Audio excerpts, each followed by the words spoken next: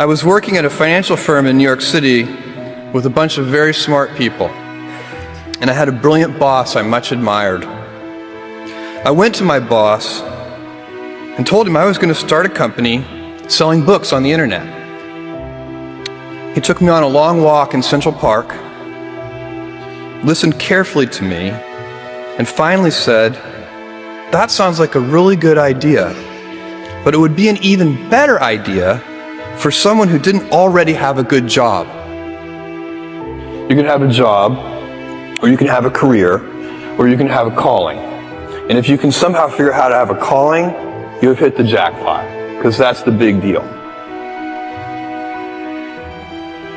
I met Jeff Bezos 25 years ago, and he told me, "Dave, I want you to invest in my company." "What are you doing?" "I'm going to start a bookstore in my garage." "Okay, and I'm going to put it online. People buy online, and I'm going to ship out of my garage. But if you invest in me, Dave, someday I'm going to be the richest man in the world. I'll do over $100 billion.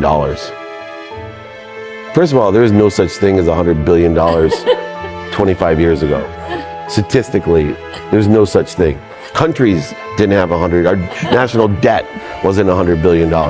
And this dude's telling me at 26 years old that he's going to be the richest man in the world because he has a garage and the internet? That was his truth. No, but he did not know it, and neither did I. But the difference between him and I is I was laughing, scoffing, and jesting at him, and he was already applauding himself, going, "At the right way, at the perfect time, I'm going to make as much as I can as quickly." And I'm sitting there going, "There's no way this is going to be a big business." Do something you're very passionate about, and don't try to chase what is kind of the hot passion of the day.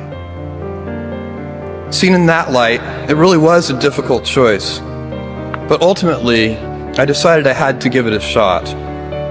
I didn't think I'd regret trying and failing, and I suspected I would always be haunted by a decision to not try at all. After much consideration, I took the less safe path to follow my passion, and I'm proud of that choice. As a young boy, I had been a garage inventor. I'd invented an automatic gate closer out of cement-filled tires. A solar cooker didn't work very well out of an umbrella and aluminum foil. Baking pan alarms to entrap my siblings. I'd always wanted to be an inventor, and she wanted me to follow my passion. There's a military phrase that I especially love, and it says, "Slow is smooth and smooth is fast." And I have seen that in every endeavor I've ever been in. That's the kind of thing that really allows you to make progress. You know, you get certain gifts in life and you want to take advantage of those, but I guess my advice on adversity and success would be to be proud not of your gifts, but of your hard work and your choices. So, you may be, the kinds of gifts you get in life, you might be really good at math. It might be really easy for you. That's a kind of gift. But practicing that math and taking it to the next step, that could be very challenging and hard, and take a lot of sweat. That's a choice. You can't really be proud of your gifts because they were given to you. You can be grateful for them and thankful for them. But your choices, you choose to work hard. You choose to do hard things. Those are choices that you can be proud of. You can choose. We all get to choose our life stories, and it's the choices that define us, not our gifts.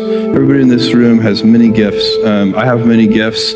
You can never be proud of your gifts because they're gifts. They were given to you. You might be, tall, or you might be really good at math, or you might be extremely beautiful or handsome, or there are many gifts, and you can only be proud really of your choices because those are the things that you are acting on. And one of the most important choices that each of us has, and you know this just as well as I do, is you can choose a life of ease and comfort, or you can choose a life of service and adventure. And when you're 80, which one of those things do you think you're going to be more proud of? You're going to be more proud of having chosen a life of service and adventure. There's never been a better time to be alive. I mean, it's just an incredible, the amount of inspiration that the world generates for me, and I think for a lot of people. It's insane, the amount of change and invention and opportunity. Your life, the life you author from scratch on your own, begins. How will you use your gifts? What choices will you make? Will inertia be your guide, or will you follow your passions? Will you follow dogma, or will you be original? Will you choose a life of ease, or a life of service and adventure?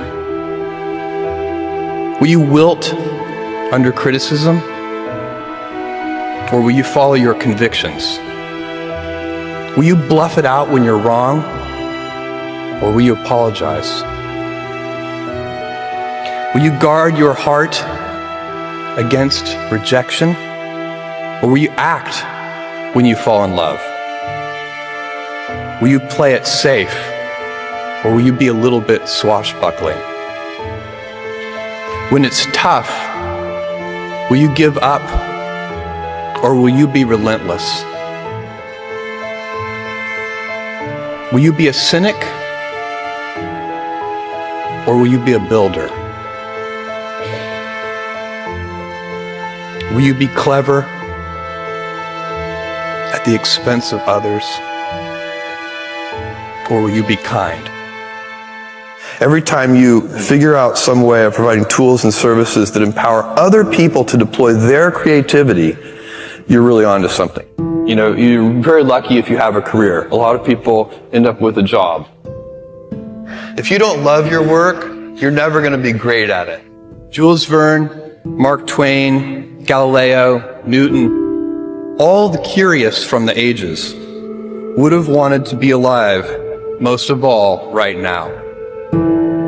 As a civilization, we will have so many gifts, just as you as individuals have so many individual gifts as you sit before me. How will you use these gifts? And will you take pride in your gifts or pride in your choices?